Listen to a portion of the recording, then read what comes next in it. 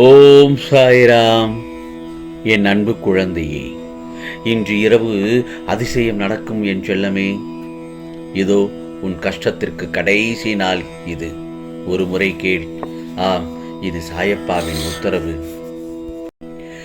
வாழ்க்கையில் போராடும் குணத்தையும் பெற்று தீர்க்கமாக வாழ நினைக்கும் என் செல்ல பிள்ளையே, மன உறுதி இருப்பவர்களிடம்தான் அதற்கான சோதனை மேற்கொள்ளப்படுகிறது.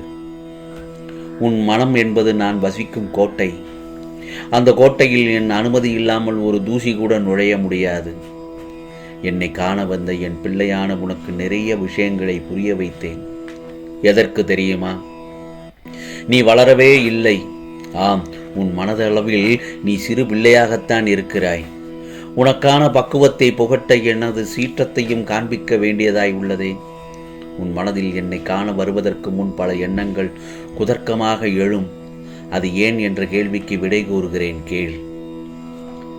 என்னை தரிசிக்க வரும் என் செல்ல பிள்ளையின் மனம் அமைதியாக நிலைப்படும் நிலையில் இருக்க வேண்டும். எந்த விதமான சஞ்சலமும் இல்லாமல் மனம் இருக்க வேண்டும். அதற்குத்தான் என்னை பார்ப்பதற்கு முன் உன் மனதில் எழுந்த எண்ணங்களே அவை. நீ துன்பங்களால் வலு இழந்த மனதளவில் பாதிக்கப்பட்டிருக்கிறாய். நான் சொல்வது எல்லாம் உனக்கு புரிந்திருக்கும் என்று நினைக்கிறேன்.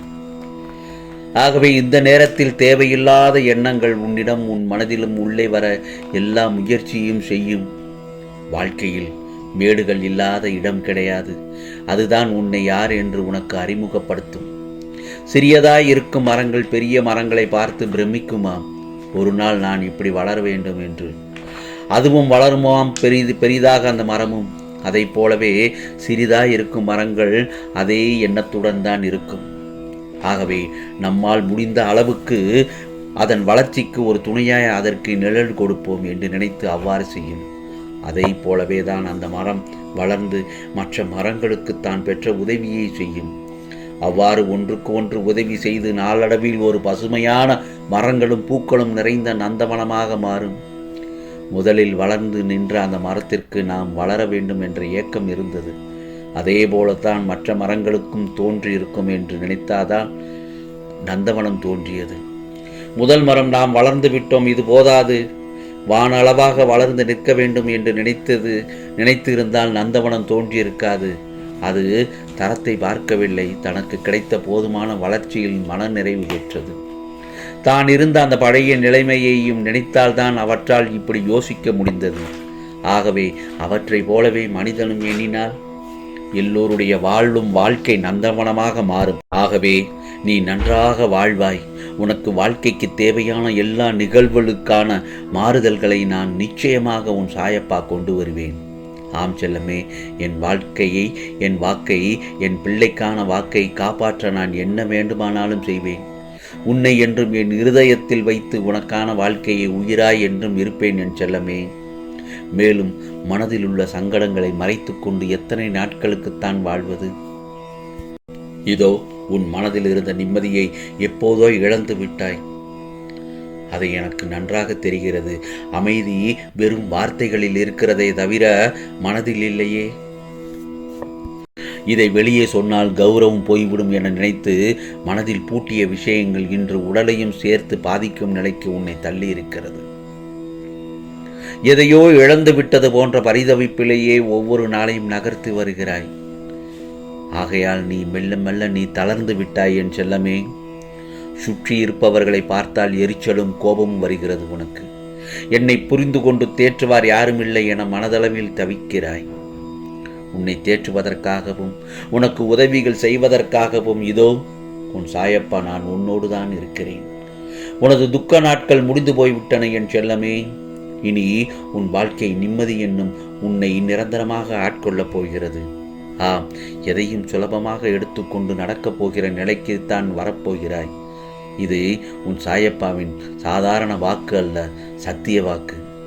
உனக்கு நிம்மதியும் சாந்தியும் கிடைக்கும் என் செல்லமே.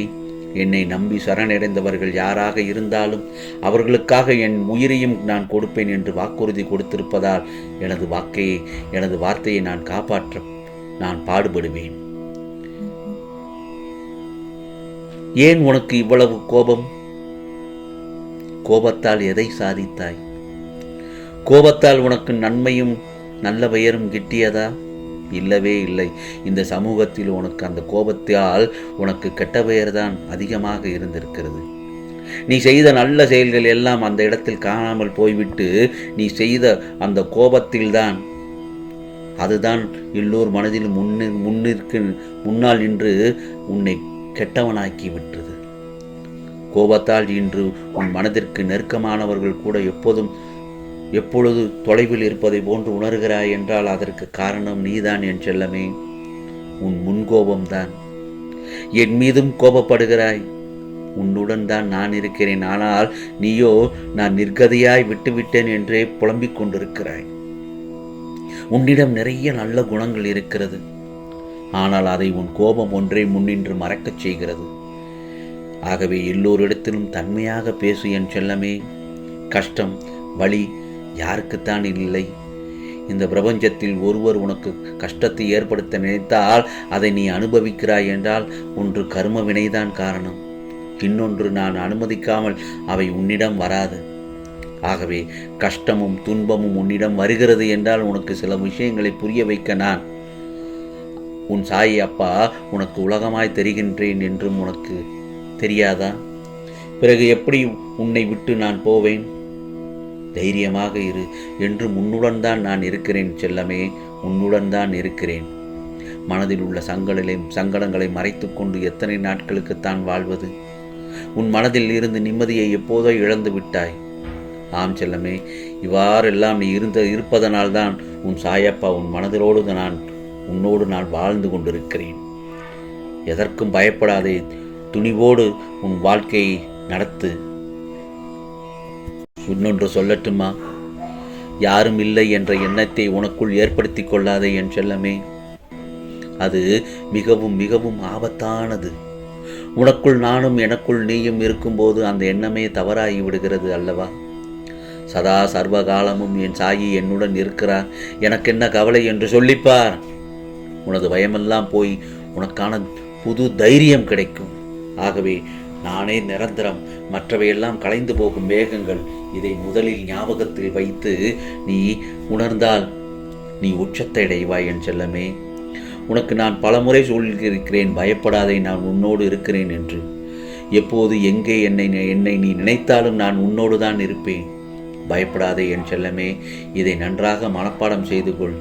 என் மீது நீ வைக்கிற நம்பிக்கையால் உனது உறுதியான பக்தியால் வேண்டிக் கொள்ளும் அனைத்தும் உனக்கு கிடைக்கும். கிடைக்க கொஞ்ச நேரம் தாமதமாகலாம், ஆனால் தப்பவே தப்பாது. எப்போதெல்லாம் நம்பிக்கை இழக்கிற நேரம் வருகிறதோ அப்போதெல்லாம் என்னை மனதார நினைத்துக்கொள். என்னால் இன்னும் நான் தீவிரமாக உன்னை நம்புவேன் என சொல்லிக்கொண்டு முன்னிலும் முனைப்பாக பிரார்த்தனை செய். மனதார என் நாமத்தை கூறு. தீவிரமாக போராடு. எப்படிப்பட்ட மோசமான நிலையிலும் எதிர்கொள்ள தயாராக இரு. ஆகவே என் மேல் பாரத்தை போட்டு உனது இலக்கை அடைவதற்கான செயலை துவங்கு என் செல்லமே. உன் பக்கத்தில் இருக்கிற நான் அதற்கு மேல் ஆக வேண்டியதை நான் பார்த்துக் கொள்கிறேன். ஆம், உனக்கானது எல்லாம் நல்லதாகத்தான் நடக்கப் போகிறது. ஆம், நல்லதே நடக்கும், நல்லதே நடக்கும். ஓம் சாய்ராம், ஓம் சாய்ராம். ராம்ஜி அருள் கிடைக்கட்டும்.